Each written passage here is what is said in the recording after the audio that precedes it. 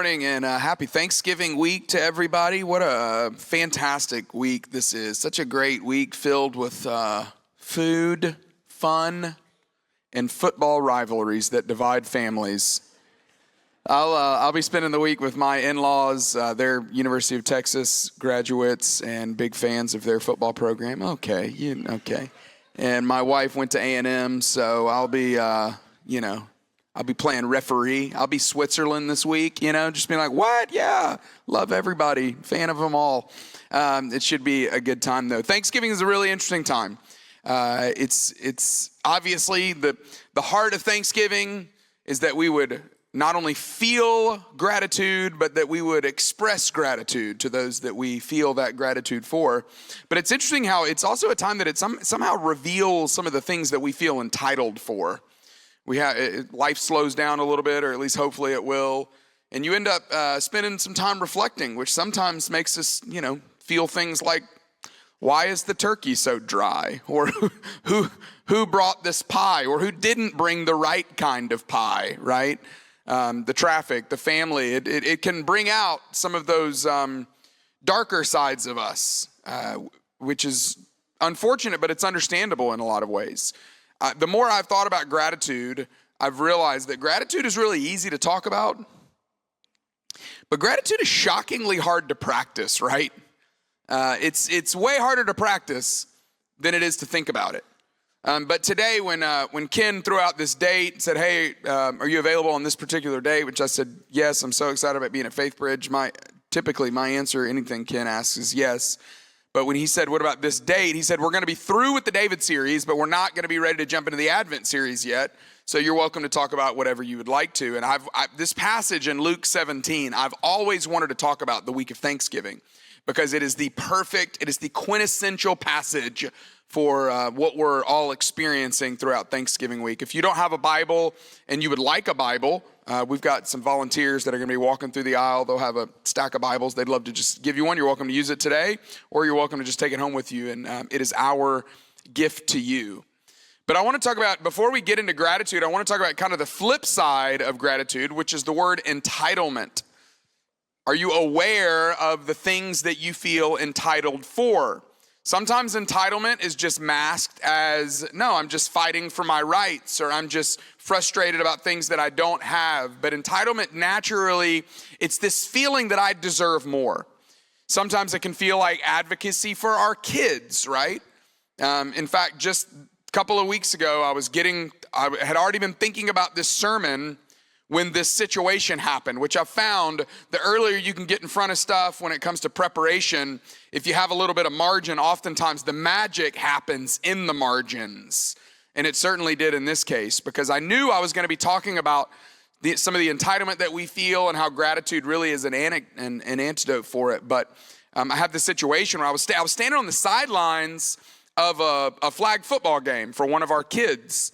And my wife and I, we have five kids, and one of our sons, ever since he was little, has just wanted to tackle people, which is really an interesting thought, that we have a sport where the whole game is just like get them to the ground, right? And he loves it. He's loved wrestling. He's loved tackle football ever since he was little, which is, I often wonder, could this be my son? Because that is the last thing I want to do. I don't want anyone to tackle me, and I will promise you, I know however long we're going to be friends, I will never try to tackle you. I can promise you that. But it is just in him to want to do this. And so he's played a lot of tackle football throughout his life. He's 14 now, he's a high school freshman. And the school we go to, it's a charter school, and it's only about 10 years old, and so they don't have a real developed athletic program. And so they have a flag football team, but they don't have a full varsity football program. And my wife and I, we've talked about it, and we felt like, okay, well, this is still the right situation for our family, and our son's been a little frustrated about it, but generally he's been fine. And I was standing on the sidelines just having a wonderful day. It was beautiful weather, getting to watch one of our kids play sports, always a fun thing to do. When this dad, who I'm friends with, he was standing next to me, and he offered me I call it negative emotional bait.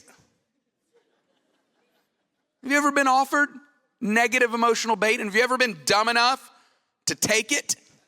Because I was this day. And he starts talking about how he's frustrated his son's a big golfer. We don't have a varsity golf program yet.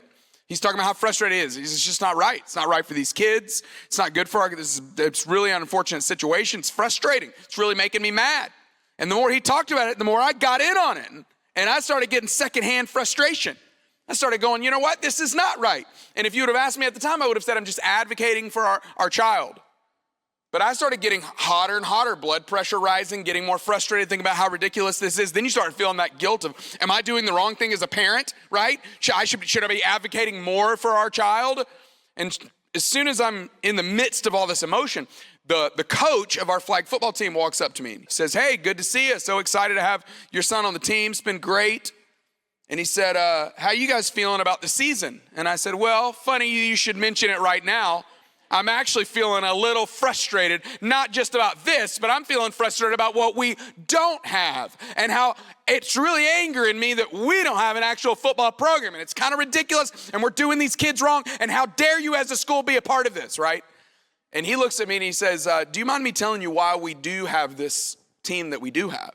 And I said, well, I guess since you're offering it, sure, go for it. He said, well, we have it because we realize we can't do it all. But we realize that no matter where these kids go the rest of their life, there's always going to be things that they're going to wish that they were a part of that they can't be, or things that they don't have that they wish they had. And they're going to be tempted to look over this fence at what they don't have all the time, the rest of their life. And we want them to learn to be right where their feet are planted, to be able to be grateful for what they have right now. And I said to him, although that might be a great sermon, that is not the one I want to be hearing right now. I have thought about that conversation numerous times since it happened.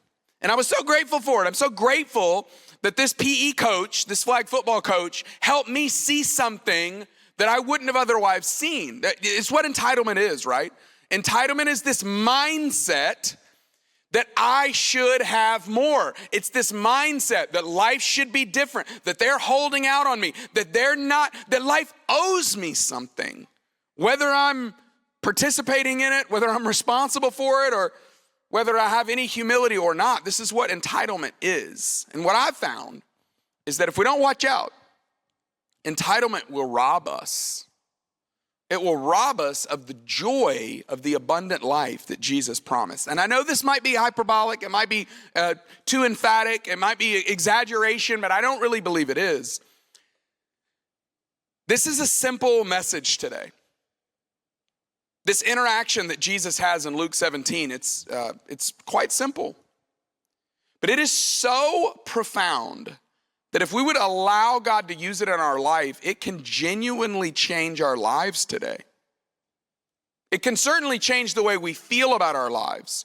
Now, I'm not promising that it'll change any of your circumstances. Your turkey might still be dry, and you might still not get the right kind of pie that you want on Thanksgiving. And that rivalry might genuinely cause a tiff or a riff in your family dynamics. But I'm telling you, if we could get this today, God could change our life. He could change the way we see our life, the way we go about our life, that we might be able to experience this abundant life that he promised us. Here's the way the story goes. Here's the way the interaction happens.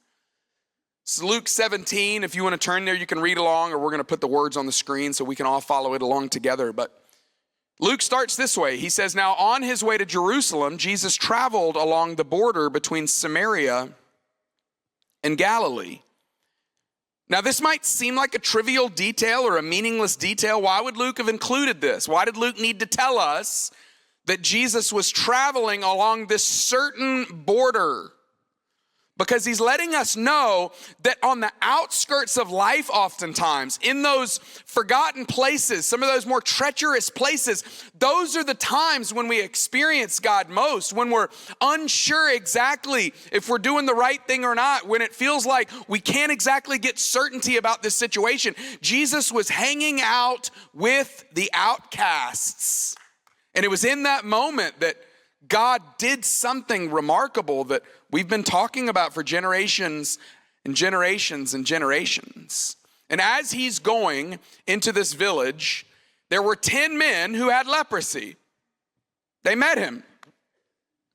Now, we don't know a ton about leprosy, right? I mean, leprosy is one of those things you really only hear about in the church world because it's this disease that we figured out how to handle it at this point in life. But back then, they didn't know how to handle it. And so it had all kinds of problems for these for the lives of these men. Not only were there all kinds of physical ailments that went along with it, but the worst part was not just the physical side of it. The worst part was that it made them spiritual, religious, and social outcasts. They couldn't be around anyone.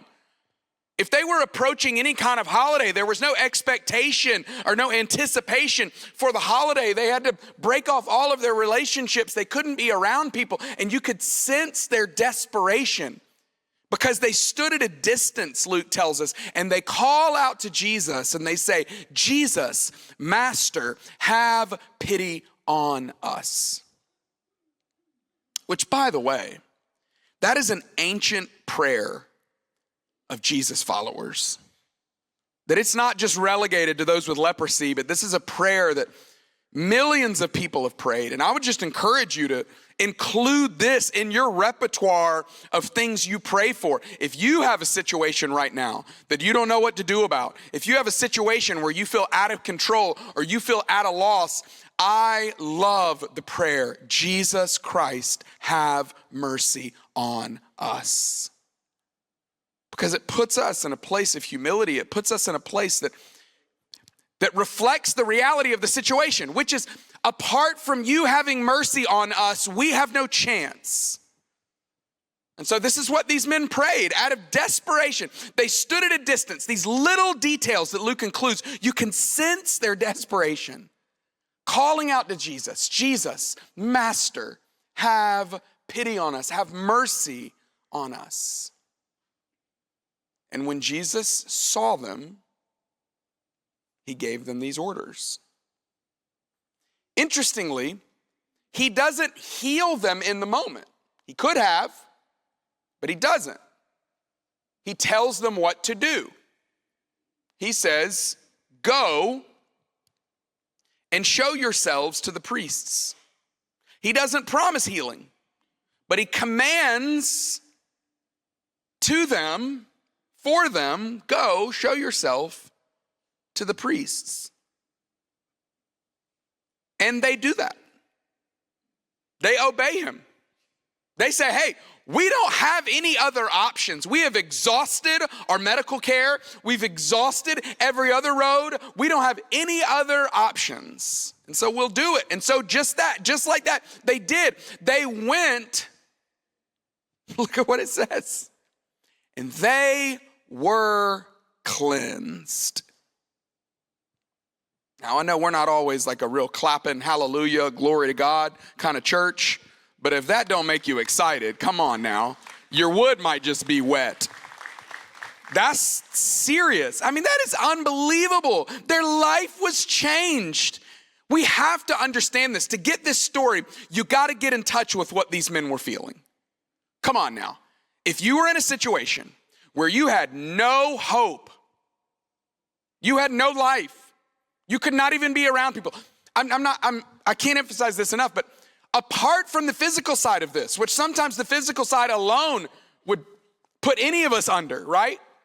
But apart from that, they had no life. They had no hope.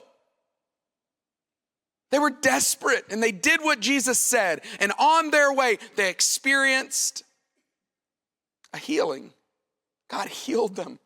He changed their life. Imagine how you would feel. You would be so overwhelmed.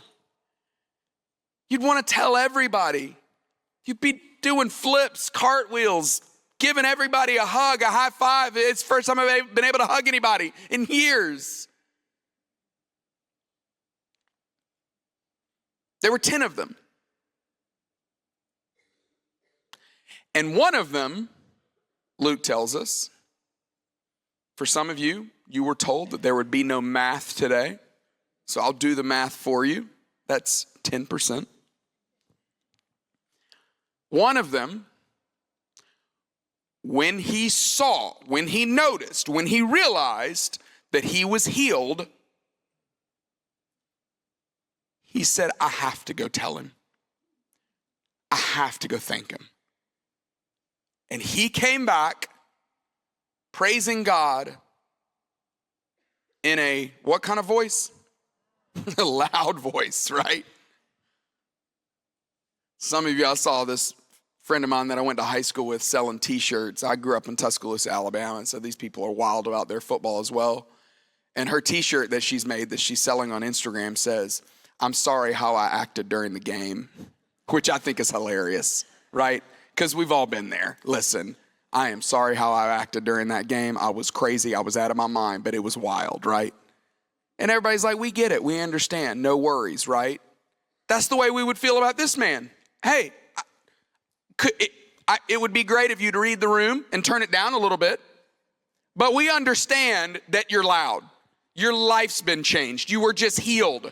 You don't even need to apologize. We get it. Do your thing, my friend. Like, go crazy. Get wild. Do whatever you need to do. You get a pass because you were just healed. 10 of them experienced healing, but only one of them came back to say, thank you. One of the things that I took away from this is that gratitude has this way of magnifying the gift, right? I mean, if you were to ask, well, of the 10, which one did the healing mean the most to? You would go, I would assume all of them, but all I can go on is who actually came back, and only one of them came back. So I would guess that the other 9, either it wasn't that big of a deal to them, maybe they were busy, maybe they had other stuff going on, or maybe they were entitled. I don't know. I don't want to throw shade on these other 9, but only one came back, right?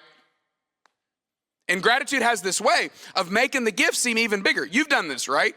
You've given something to someone, you've done something for somebody, and in your mind, you were like, didn't even take that much. Like, wasn't it that big of a deal? No problem, right? But they came back to you just overwhelmed, going, I cannot say thank you enough. That changed my life. That made such a big difference in my world. Thank you for doing that. You have no idea what that meant to me. It has this way of magnifying the gift, of making the gift seem even bigger. And he didn't stop at the loud voice. No, look at verse 16. He threw himself at Jesus' feet. This guy was unhindered. He was out of his mind. He was so overwhelmed, threw himself at Jesus' feet and thanked him.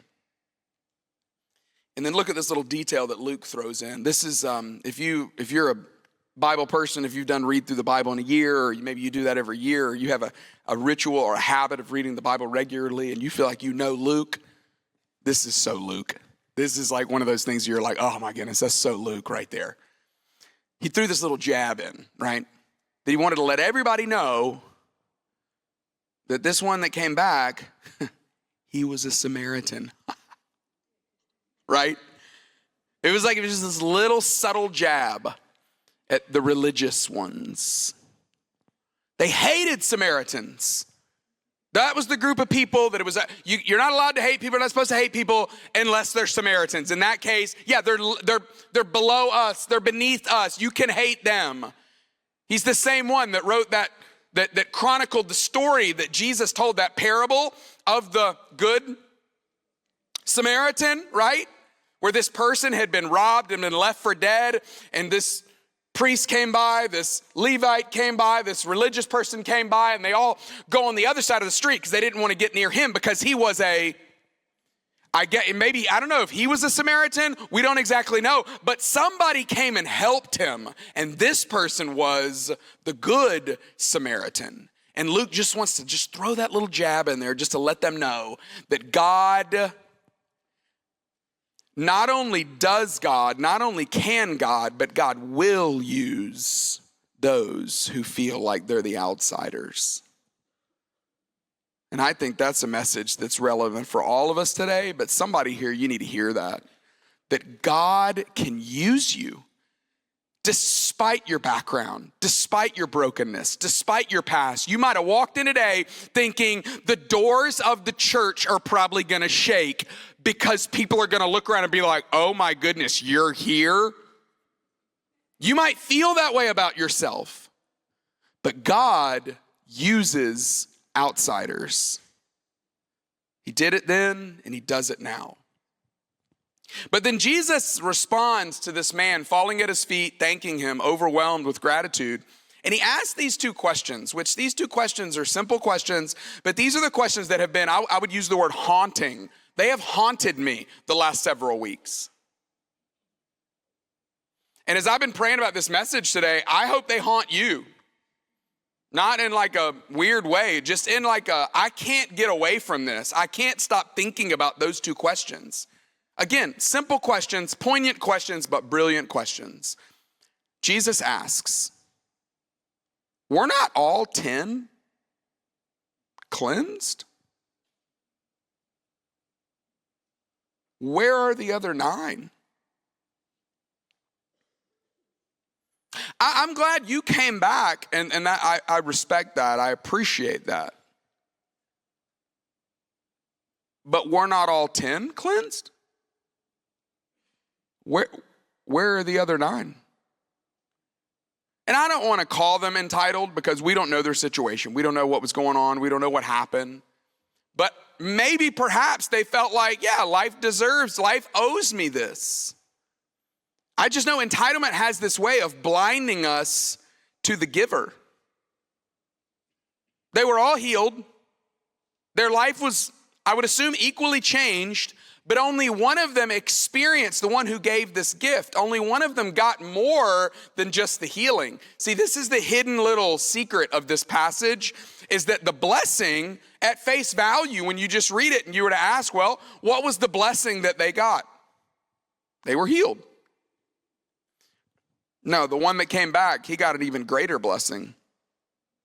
He got this connection with Jesus.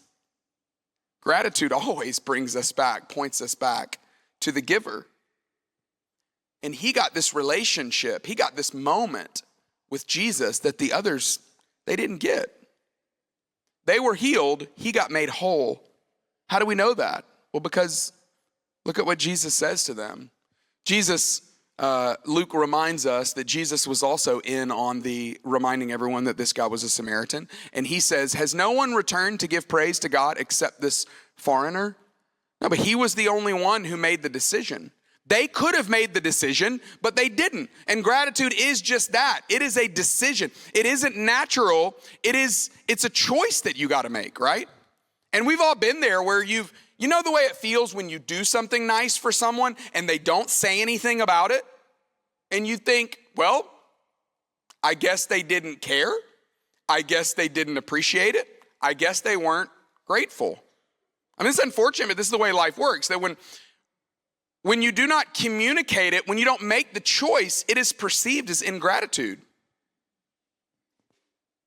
I mean, for those of you that are married or you're in a relationship with someone, have you not experienced this? Did you notice that I did the dishes? Oh my goodness. As soon as I saw it, I thought that is so amazing. In your busy life that you took out the time to do it, I cannot thank you a lot. It's too late. What do you mean it's too late? I had to bring it up and you didn't say anything about it. So it's too late. It doesn't count. And it's true, right? It does not count. If she has to bring it up, you are sunk. It is over. It is done. You have already lost. No matter how much, oh my God, no, I'm serious. Look, where's my phone? I was just gonna text you. It must have not gotten sent or it got lost in the clouds. Texts don't get lost in the clouds, by the way. I don't know what happened, but I had said, tell her thank you for the thing, and I meant to, and I just didn't. Well, it's too late. You must not have been grateful. I was grateful, but you didn't say anything, right? It's perceived as ingratitude. And this man made a choice. He made the decision that they did not make. And so Jesus says to him, he says, rise and go. Your faith has made you well, or your faith has made you whole. He got this blessing that the others did not get. The blessing was not just the healing. The blessing was the connection with Jesus. And he got it, and they didn't get it. So I'm committed. I'm committed to not miss the blessing. But I'm also committed to help you not miss the blessing. So let me give you just a couple thoughts on things that we could practically do about this. Number one, would you be willing to name the places? And I don't mean the physical places, I mean the areas of life where you feel life owes me more. Life owes me. I deserve it. Is it in your marriage? Where somehow, subtly, Things that you were once grateful for have now become expectations. It will affect the relationship. Is it in your job? Is it in your finances? Is it in your health? You ever had that moment where you get that really bad cold and you think, oh my goodness, all I want to do is to not be coughing or to not have this headache or to not feel this way. As soon as I don't feel this way anymore, I'm going to be so grateful that I don't feel that way. But you took it for granted when you didn't feel that way, right? It's natural, it's normal, it's understandable. People do it. But would you be willing to name those places in life? You can't change it until you name it. You got to identify it. That is where I feel entitled. In my case, it was trying to be an advocate for my child. But I realized, no, something that I should just be grateful for has turned into entitlement. This expectation has grown. The frustration that I thought was just a little frustration has dressed itself up now and is masquerading as entitlement. Would you be willing to name it? Number 2, would you practice, and I mean do it over and over again. Would you practice returning to Jesus and not just receiving from Jesus? You've received from Jesus. In fact, you've received from Jesus far more than you even realize you have. I know we've got people all along the spectrum. We've got some people that you've been in church since you were in your mother's womb. I mean, you were there Wednesday, Sunday morning, Sunday night. You've been in church so much. But then others of you, maybe it's been a long time since you've been in a church. Maybe you're not even sure where you are with your faith. But no matter who you are, you have received from God way more than you realize you have. And so instead of just receiving from him, would you make it a habit to return to him and not just receive from him? See, we can't just make gratitude a holiday. We got to make it a habit in our life, right? This can't just be a once a year thing where we thank God for all these blessings that they had because of the Mayflower and where it landed, and this is what supposedly they ate, and so we're going to go around the table and say the thing we're grateful for once a year. No, it can't be a holiday. It's got to be a habit, right? Would you practice returning to him and not just receiving from him? And then lastly, would you make it concrete? Would you make gratitude concrete and not just sentimental? What does that mean? Maybe you need to write it down. Maybe you need to text somebody. Maybe you need to call somebody. Maybe you need to tell somebody. Maybe it's somebody on your row. Maybe it's somebody you're riding home with. Maybe it's somebody you grew up with. Maybe it's somebody who did something for you recently or a long time ago. But would you make it concrete? Would you do something about it? Gratitude moves us to action. It was in their obedience. It was in the motion that the faith caused that he got the blessing. It's because he moved. They all 10 got healed, but one of them decided, I got to go back. I got to go back. I can't not go back. I'm double negative. I have to go back. Would you be willing to make it concrete? And listen, I don't want it to just be sentimental, but sometimes it is sentimental, right? I mean, I know he started playing music right when I started talking about this, which I really appreciate because that does make it feel more sentimental, but it sometimes is sentimental. Are you a crier? I'm not necessarily a crier, but the older I get, the more I realize I now just find myself crying at things. Our youngest child turned 8, and I was just sobbing on the couch the other night, just looking at old videos, just looking at old pictures, being like, it's moving too fast, it's happening too fast, this is too much, I can't even look at it. I took a couple of our older kids, somehow they really got into James Taylor recently. They're like, Dad, have you heard this guy? I'm like, so like Fire and Rain, James Taylor? Well, yeah, for sure, right? So we went to he came to play, and we went to see him, and he's doing great, by the way. In case you're wondering, he's doing great. We walked in, and they were like, they leaned over and they go, everyone here is over 70, and I'm like, yeah, that's his demographic. I don't know how you found him, but your algorithm is really interesting if that's who it thinks that you should be listening to. But he's great. I mean, he's classic, right? And we were sitting there at this show watching him. It was great. It was a great show. And this couple was sitting right in front of us, and I didn't know anything about them. They just looked like they fit in with everybody else. And so, I mean, this guy looked like, if he didn't have grandkids, he's a good candidate to have grandkids. And he had his arm around his girlfriend, wife, whoever, and and she was recording the whole thing. She had a phone the size of an iPad and was recording the whole concert. So they were kind of making fun of her about that. And I was like, that's fine. Teenagers make fun of people a lot. And so if they're not making fun of me, I usually just join in just out of this is so great. They're not making fun of me, right? So when Carolina on My Mind comes on, when he plays that song, in my mind, I'm gone to Carolina. We started noticing that this guy, tears are just running down his face. And they were making fun of him about it. But, behind his back, literally. We're sitting a row behind him. But I started thinking, man, way to go. I don't know what's going on, but maybe it reminds you of something, Maybe y'all met in Carolina, or maybe your parents are from Carolina, or your mom, or your grandparents, or you used to go there when you were a kid, but you're feeling something, and it's creating emotion in you. Good for you. Because life has this way of discipling us into entitlement. So today I thought this was so apropos that we're going to be playing a song after this message, and it's just a moment. It's just a moment. Won't be longer than a moment for you to just feel something. And maybe what you feel is gratitude toward God for how he has saved you and protected you and cared for you and provided for you. And today, would you just choose to be the one? There's 10, 9 of them didn't, but would you choose to just be the one that says, I got to go back and tell him. I got to go back and tell him, thank you.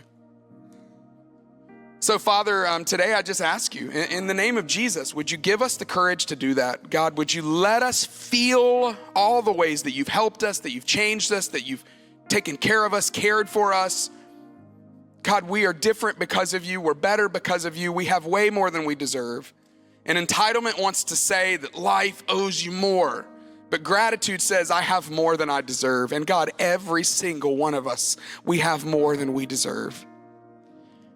We have more than we deserve in a lot of different areas, but God, with you, we have so much more than we deserve. And so today we just want to turn around and tell you thank you. We just want to be the one who returns to say thank you, thank you, thank you. We're so grateful. We're overwhelmed. We don't deserve it.